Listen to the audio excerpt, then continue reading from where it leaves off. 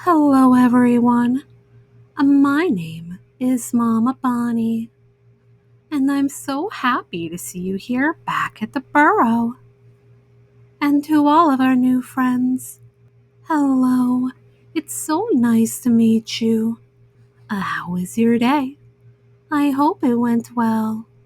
And now that you're here, my day's gotten even better. I'm so happy to see you today. I haven't seen you since last year.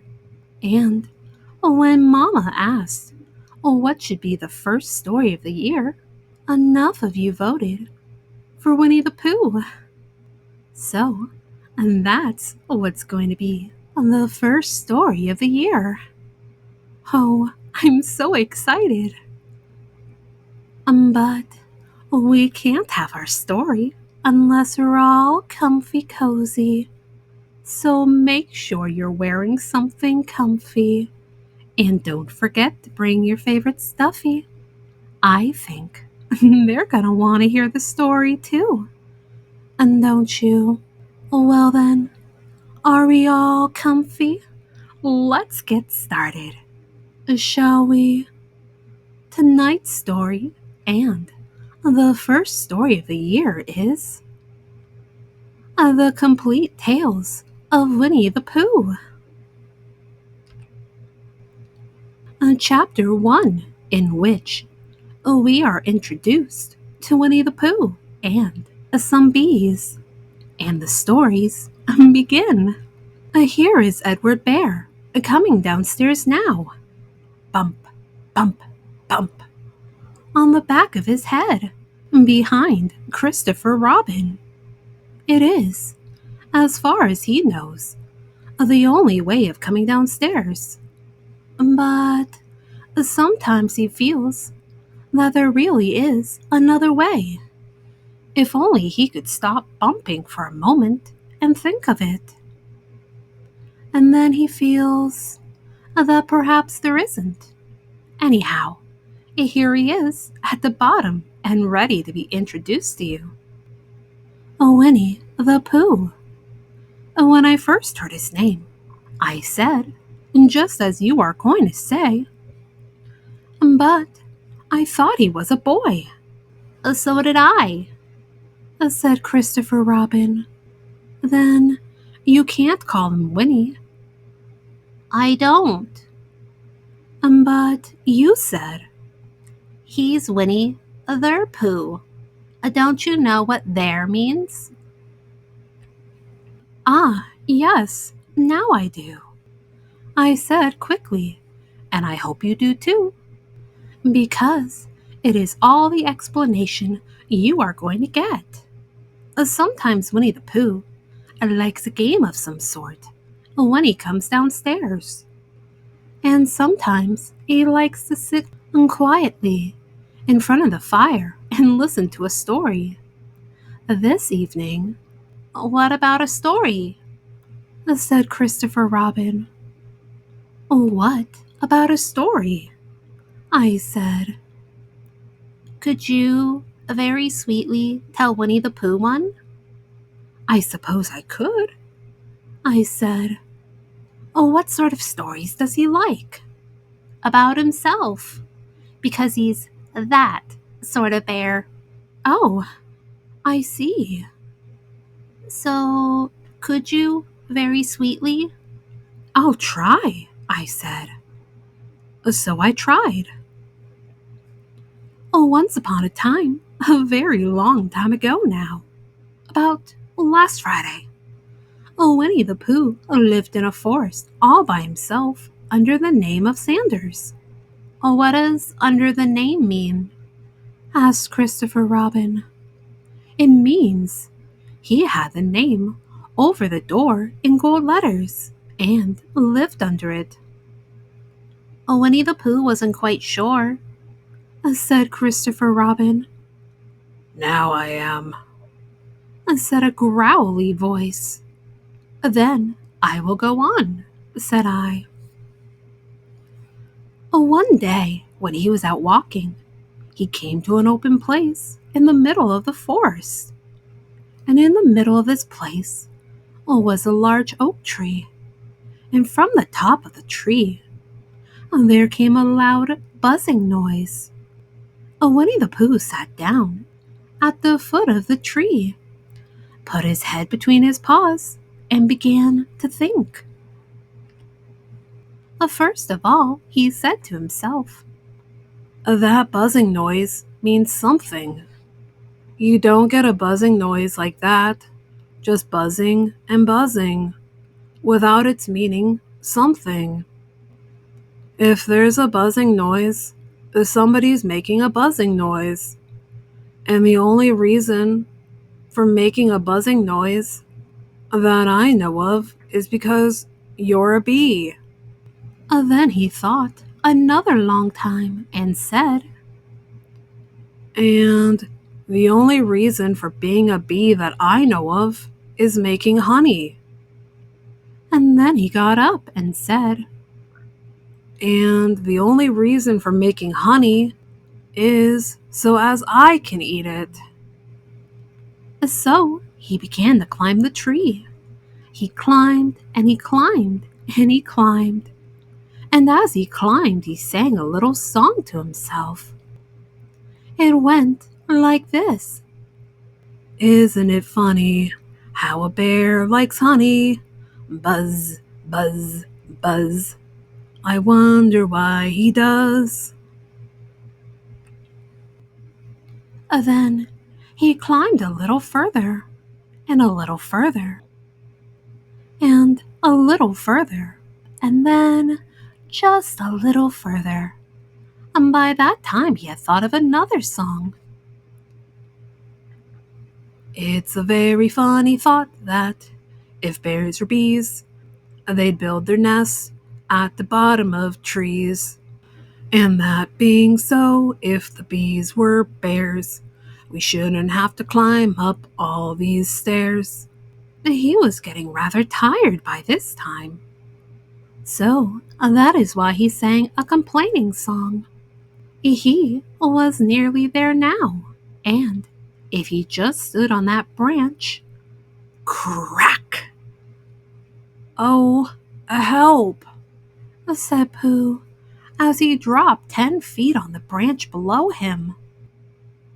"If only I hadn't," he said, as he bounced 20 feet onto the next branch. "You see what I meant to do," he explained, as he turned head over heels and crashed onto another branch 30 feet below. "What I meant to do. Of course, it was rather," he admitted, as he slithered very quickly through the next 6 branches. "It all comes, I suppose," he decided, as he said goodbye to the last branch, spun around 3 times, and flew gracefully into a gorse bush. "It all comes of liking honey so much. Oh, help!" He crawled out of the gorse bush, brushed the prickles from his nose, and began to think again. And the first person he thought of was Christopher Robin. "Was that me?" said Christopher Robin in an odd voice, hardly daring to believe it. "That was you." Christopher Robin said nothing, but his eyes got larger and larger, and his face got pinker and pinker. So Winnie the Pooh went round to his friend Christopher Robin, who lived behind a green door in another part of the forest. "Good morning, Christopher Robin," he said. "Good morning, Winnie the Pooh," said you. "I wonder if you've got such a thing as a balloon about you." "A balloon?" "Yes. I just said to myself coming along, I wonder if Christopher Robin has such a thing as a balloon about him. I just said it to myself, thinking of balloons and wondering. Oh, what do you want a balloon for? You said. Winnie the Pooh looked around to see that nobody was listening, put his paw to his mouth, and said in a deep whisper, Honey. But you don't get honey with balloons. I do, said Pooh. Well, it just happened that you had been to a party the day before at the house of your friend Piglet, and you had balloons at the party. You had a big green balloon, and one of Rabbit's relations had a big blue one, and he had left it at the party, being really too young to go to a party at all. And so you had brought the green one and the blue one home with you. Which one would you like? You asked Pooh. He put his head between his paws and thought very carefully. It's like this, he said. When you go after honey with a balloon, the great thing is not to let the bees know you're coming. Now, if you have a green balloon, they might think you were only part of the tree and not notice you. And if you have a blue balloon, they might think you were only part of the sky and not notice you. And the question is, which is most likely? Wouldn't they notice you underneath the balloon? You asked. They might, or they might not, said Winnie the Pooh. You never can tell with bees. He thought for a moment and said, I shall try to look like a small black cloud. That will deceive them. Then you had better have the blue balloon, you said, and so it was decided. Well, you both went out with the blue balloon, and you took your gun with you, just in case, as you always did. And Winnie the Pooh went to a very muddy place that he knew of, and rolled until he was black all over. And then, when the balloon was blown up as big, and you and Pooh were both holding on to the string, you let go suddenly, and Pooh Bear floated gracefully up into the sky and stayed there, level with the top of the tree, and about 20 feet away from it. Hooray! Isn't that fine? Shouted Winnie the Pooh down to you. What do I look like? You look like a bear holding onto a balloon. You said. Not, said Pooh anxiously. Not like a small black cloud in a blue sky? Not very much. Well, perhaps from up here it looks different. And, as I say, you never can tell with bees. There was no wind to blow him nearer to the tree. So there he stayed. He could see the honey. He could smell the honey. But he couldn't quite reach the honey. After a little while, he called down to you. Christopher Robin, he said in a loud whisper. Hello. I think the bees suspect something. Oh, what sort of something? I don't know, but something tells me that they're suspicious. Perhaps they think that you're after their honey.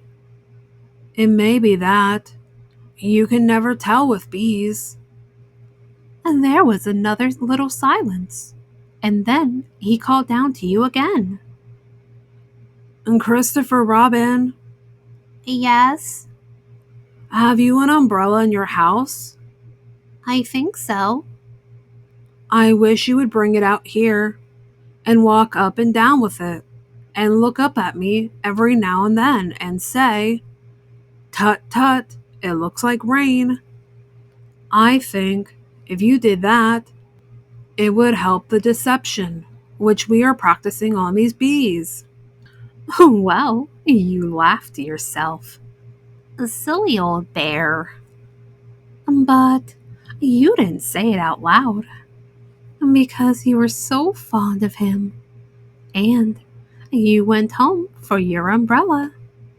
Oh, there you are, and called down Winnie the Pooh as soon as you got back to the tree. I was beginning to get anxious. I have discovered that the bees are now definitely suspicious. Shall I put my umbrella up? You said. Yes, but wait a moment. We must be practical. The important bee to deceive is the queen bee. Can you see which one is the queen bee from down there? No. A pity. Well, now if you walk up and down with your umbrella saying tut tut, it looks like rain, I shall do what I can by singing a little song cloud, such as a cloud might sing. Go! So, while you walked up and down and wondered if it would rain, Winnie the Pooh sang this song.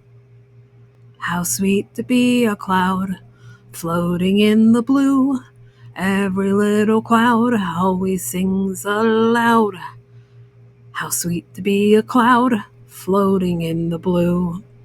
It makes him very proud to be a little cloud. The bees were still buzzing as suspiciously as ever. Some of them, indeed, left their nest and flew all around the cloud as it began the verse of this song. And one bee sat down on the nose of the cloud for a minute and then got up again. Christopher, ow! Robin, and called out the cloud. Yes. I have just been thinking, and I have come to a very important decision. These are the wrong sort of bees. Are they? Quite the wrong sort.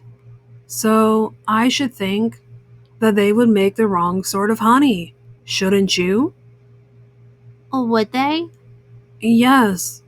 So I think I shall come down. How? Asked you. Winnie the Pooh hadn't thought about this. If he let go of the string, he would fall. Bump!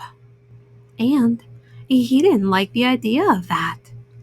So he thought for a long time and then said, Christopher Robin, you must shoot the balloon with your gun. Have you got your gun? Of course I have. You said. But if I do that, it will spoil the balloon. You said. But if you don't, said Pooh, I shall have to let go, and that would spoil me. When you put it like this, you saw how it was, and you aimed very carefully at the balloon and fired. Ow! Said Pooh. Did I miss? You asked. You didn't exactly miss, said Pooh. But you missed the balloon. I'm so sorry. You said, and you fired again. And this time you hit the balloon in the air and came slowly out, and Winnie the Pooh floated down to the ground. But his arms were so stiff from holding on to the string of the balloon all that time that they stayed up straight in the air for more than a week. And whenever a fly came and settled on his nose, he had to blow it off. And I think, but I'm not sure, that is why he was always called Pooh, Is that the end of the story? asked Christopher Robin. That's the end of that one. There are others. About Pooh and me? And Piglet and Rabbit and all of you. Don't you remember? I do remember. And then, when I try to remember, I forget. That day, when Pooh and Piglet tried to catch the heffalump. They didn't catch it, did they? No. Pooh couldn't, because he hasn't any brain. Did I catch it? Well, that comes into the story. And Christopher Robin nodded. I do remember, He said, only Pooh doesn't very well, so that's why he likes having it told to him again. Because then it's a real story and not just a remembering. That's just how I feel, I said. And Christopher Robin gave a deep sigh and picked his bear up by the leg and walked off to the door, trailing Pooh behind him. At the door, he turned and said, Coming to see me have my bath? I might, I said. I didn't hurt him when I shot him, did I? Not a bit. He nodded and went out, and in a moment I heard Winnie the Pooh bump, bump, bump, going up the stairs behind him. Oh my! What a very unique way of catching honey. The end.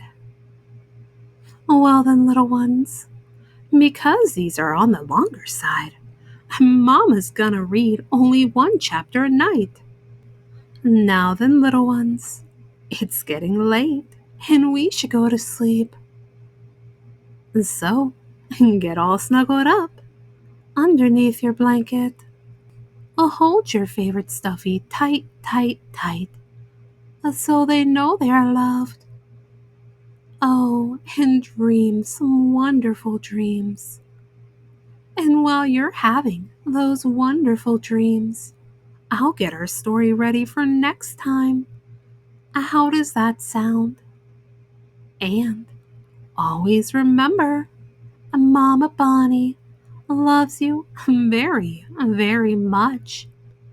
And good night.